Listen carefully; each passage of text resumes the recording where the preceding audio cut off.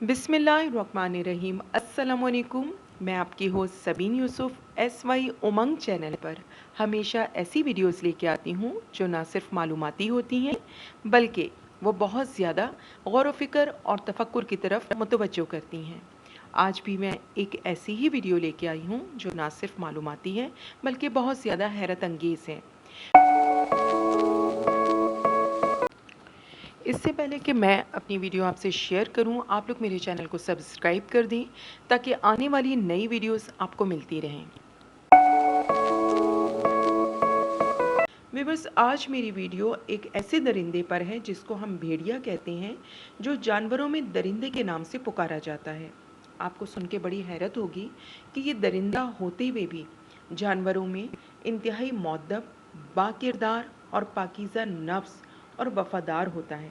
इसके साथ साथ ये बहुत ही ज़्यादा निगहबान होता है अपने पूरे ख़ानदान के साथ। हत्ता कि इसकी इस निगहबानी और इन तमाम खूबियों की बिना पर अरबी में इस भेड़िए को अरब के लोग इसे एक नेक बेटे के नाम से भी पुकारते हैं।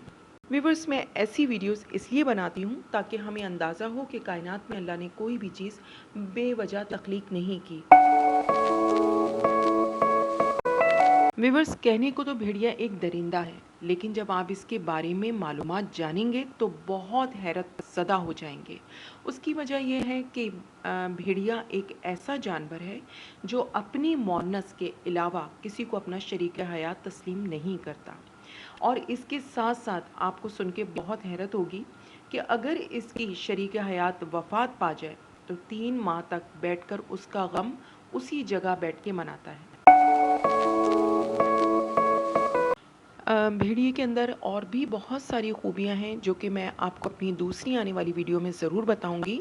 लेकिन इसके अलावा जो भेड़िए की सबसे अहम खूबी है वो ये कि भेड़िया अपनी माँ और बहन को बहुत अच्छी तरह पहचानता है। ना सिर्फ पहचानता है बल्कि उनकी निगहबानी करने के साथ साथ उनका एहतराम भी करता है।